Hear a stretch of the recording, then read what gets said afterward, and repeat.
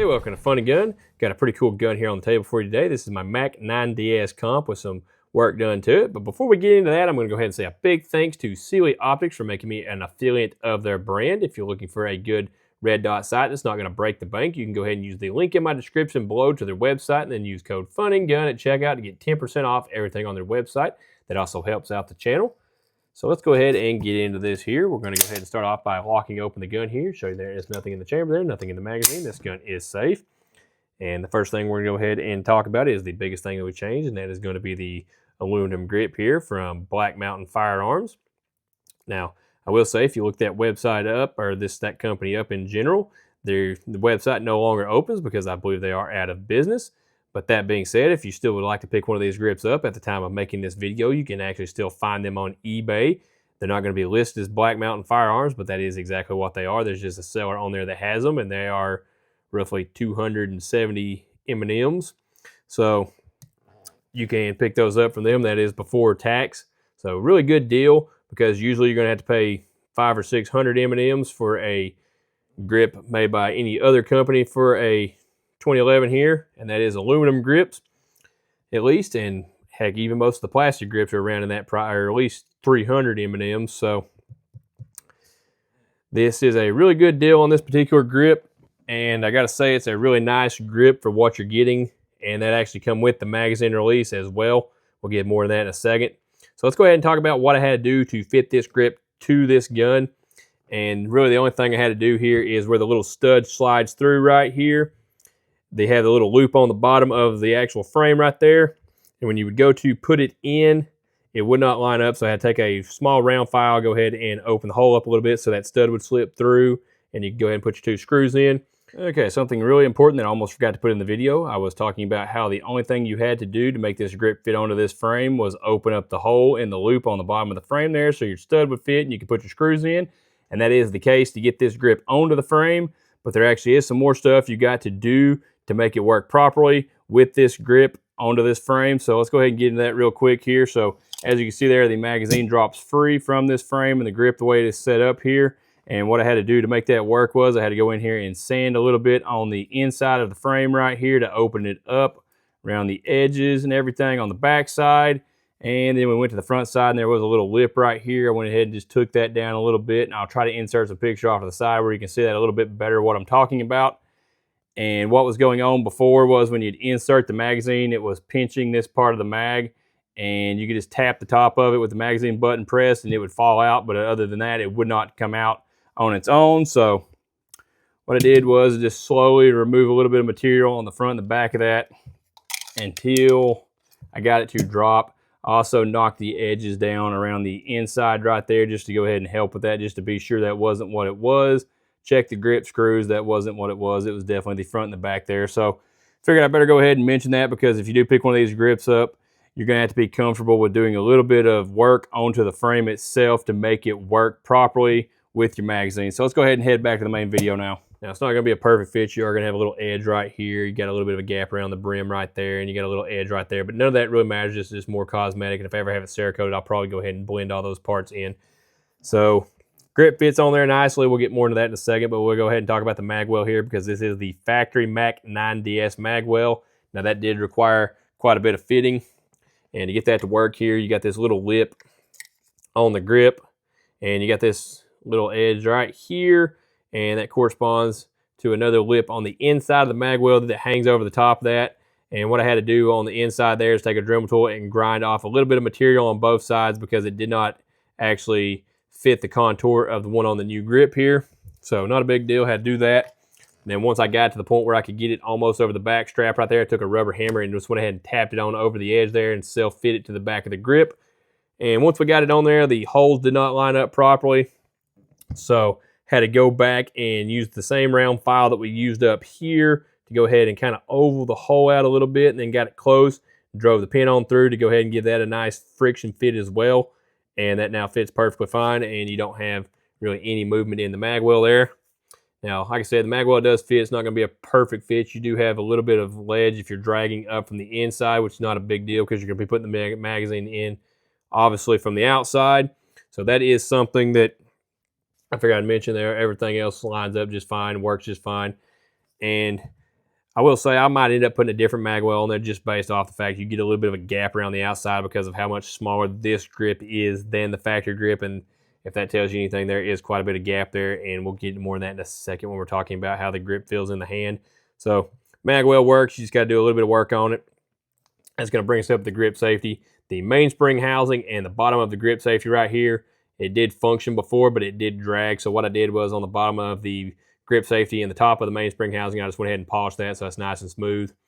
And as you can see there, it is already self-polishing itself to the grip itself. So grip safety still functions. This is the factory grip safety.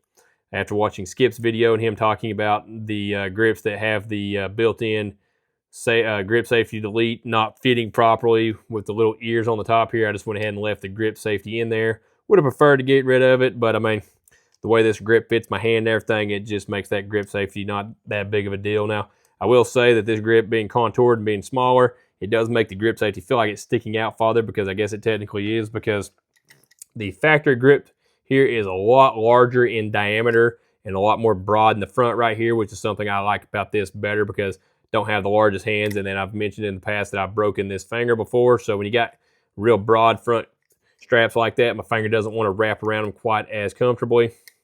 So that is one of the main reasons I wanted to change the grip. And then also, as you've probably heard a lot of people mention, and I mentioned in my original video on this gun, which will be linked at the end of this video as well, if you want to check out the original review, these little kind of swiggle lines here do not offer the best grip texture. They look pretty cool, but don't do a whole lot. You're getting the most of your grip on this particular grip here from the checkering on the front strap and then the checkering on the actual mainspring housing itself. So that was the main reason I changed this. I want to get more grip and just a better contour. And these little squares on this particular grip offer plenty of grip texture, even being aluminum there. They feel nice in the hand. The front is nice and rounded and contours better to my hand. And like I mentioned a second ago, this being right here, you can tell it's a little bit smaller just based off the way the Magwell fits it and the way the grip safety fits it. So overall for me, feels a lot better in the hand. Really like this grip quite a bit. And like I said, it was a really good deal as well. And pretty easy to fit on the gun. So I mentioned you did get the magazine release with it, and that is something that you have to go ahead and pick up your locking stud or locking pin, whatever they call it, and the spring right there. I think it was another $10 because it doesn't come with that. It just comes with the magazine release, and it is nicely contoured to the actual grip itself here. Now, I will say I did try to order another magazine release from Ben Stoger, and that's because I do want the threaded hole so I can put the larger button on there. But sadly, like I mentioned in the original video, this one does have a nice threaded magazine release, which is cool. But it is proprietary to the factory grip, aka the little locking pin on this grip actually has the little locking stud in the very center of it. So if you put it in one of these magazine releases, it's going to stick out the side here. I believe I took a picture of that. I'll put it off the side there, but it's going to poke you in the hand. So you cannot use the factory locking stud or the factory magazine release based off of where the locking stud actually goes in to the actual grip itself. So that was kind of disappointing. So I ended up just leaving this in there for now. And when I got the Ben Stoger one in, it being threaded, and it was said it was made for a double stack 1911 or a Prodigy, I believe. It was nowhere near fitting. When you put it in there, it was completely flush with this side of the gun, way too short. So I actually ended up finding a buddy that was interested in that. So what I'm going to do is, since this one's nicely contoured on the other side, I'm going to have this one cut down and then threaded to accept the larger button. And that's not just because I want the larger button in the hole. It's because this is actually too long to be IDPA legal, and then some of the edges are kind of just sharp on it. Not a huge deal, just kind of rather have it done the way I want, just to kind of complete the overall look I'm going for with this gun. So that's going to bring us on to the trigger here, and I did mention in the original video that it is pretty cool how they have the interchangeable trigger shoes here. This is the smallest one, but it's still not quite small enough for my hands, which I wear a medium-sized glove, don't have large hands. But this is a Red Dirt super short flat trigger. And when I went on their website and did the test, it did recommend me putting getting the super short, which is I think F1 is what their size chart goes by. This is the same one that I have in my Watchtower Demolitia. And I'm going to go ahead and show you this gun is unloaded. And he's got a little bit of touch of take up right there. Nice clean break. Nice positive reset, ready to go again. And that is the only thing, other than I put a 19-pound hammer spring in this gun that is aftermarket internal wise. on the trigger assembly is going to be the trigger bow there and the hammer spring. Everything else I actually just took and followed a guide on someone else's video where he talks about how you can go ahead and kind of stone the internal parts, polish some stuff, clean some stuff up, tune some stuff like the main spring or the leaf spring here. And that got this trigger to a nice sub 2.5 pound trigger. It's like 2.4 pounds, 2.5, basically 2.5 pounds. Now, that's not exactly what I was shooting for. When I originally had the factory hammer spring in there, it was a little bit heavier than that. It's like 2.8, and I was figured to break in nicely. So if it gets a little bit too light, I always just can go back in there and adjust the spring a little bit. But that is where it came out at. I'll go ahead and insert a picture off to the side there where you can see exactly what the trigger weight was after a 3-pull average. But that made a significant difference, and you also gain the ability that you don't have with the factory trigger bow here of being able to actually adjust your pre and post travel. Now, this hole right here you would think could possibly be used for that, but that screw is actually just there to hold in your interchangeable trigger shoe. And it does go all the way through the back, so you could possibly find a longer screw and at least get rid of the over travel, but there is no provision here to allow you to adjust the pre-travel.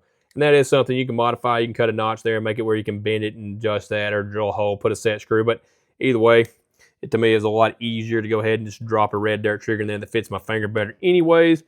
And then you also got the fact that this trigger, when I tried to slip it into this trigger, this grip just to see if it fit, did not fit easily anyways. It's going to have to be fit to the actual grip. So either way, red dirt trigger just dropped right in there and it was good to go. Doesn't got a whole lot of slop in it, up or down. So definitely a nice fit.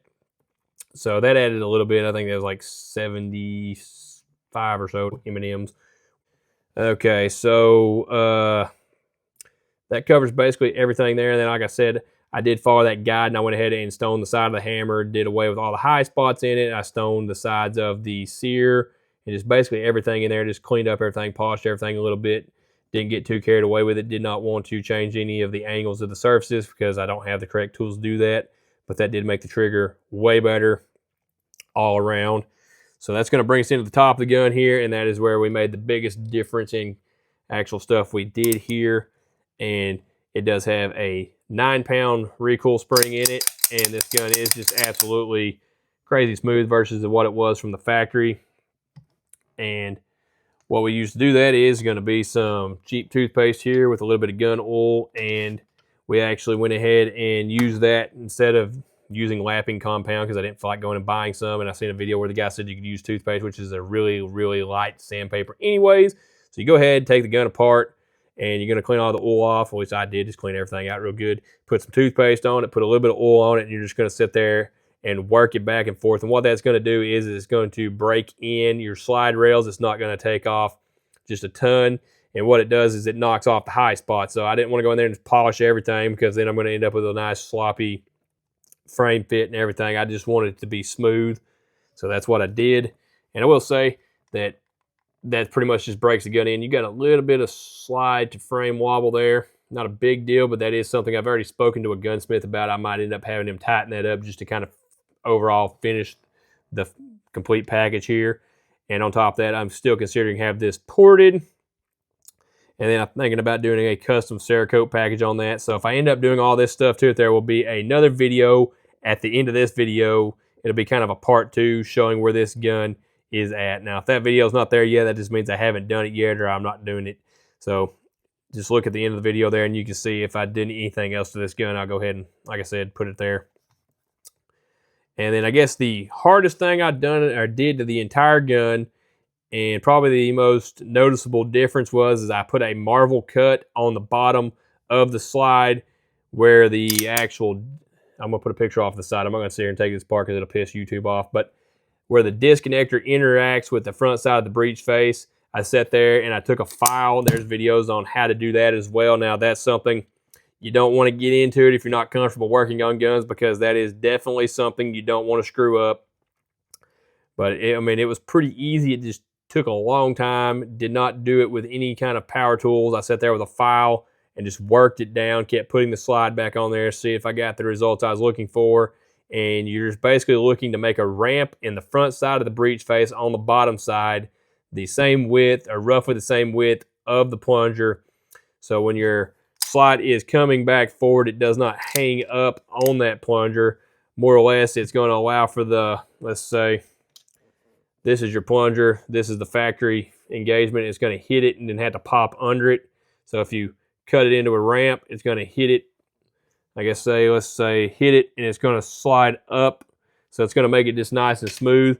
Now, guy in the video does say that adds to accuracy. He said he put his in a ransom rest and it shot a tighter group by doing that. Now, I don't know all the science behind that. I mainly did it to see if I could. I just wanted to teach myself how to do it, and I wanted to just make this gun just absolutely awesome without having to spend a lot of money on it, just more time, and just teach myself different things about the gun in general. That's why I went ahead and did all the hand stoning on all the factory parts. Did not replace anything. I see no point in replacing anything on the inside of this gun with any aftermarket internals, such as, hang on just a second here, like EGW or anything, because you're not replacing MIM parts, you're replacing steel parts. So these are parts that you can clean up, tune yourself, and get a nice trigger out of without the need to replace them. Plus, you already got a cool hammer, a looking skeletonized hammer and everything. The factory release spring, I did polish a little bit on it and adjust it, but overall, no need to change any of those parts in my opinion. And I've got roughly, I think, a little under 1,300 M&Ms in this particular gun now. So not a horrible deal. Definitely well worth it. And if I spend a little bit more on it, it is what it is. I think this gun is pretty awesome how it is. And I'm just looking to see the absolute max you can do to one of these. And I think it'd be worth it because this gun shoots as good as it is now. So I feel like you add some ports to it and just go ahead and tighten the slide up. That's just going to make it just that much better. So like I said, if I do that, that'll be a separate video at the end of this video. You'll see it pop up there. But other than that, I really like the way this thing shoots now.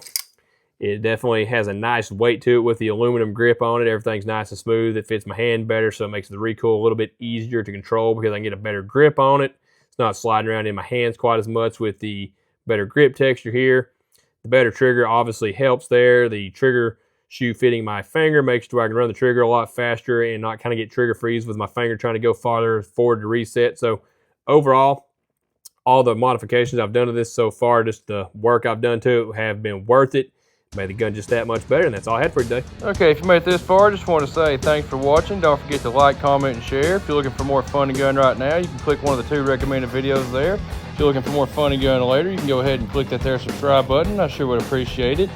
And if you're finding me from Facebook, go ahead and click that open app button at the top to make all that a lot easier, and I'll see you next time.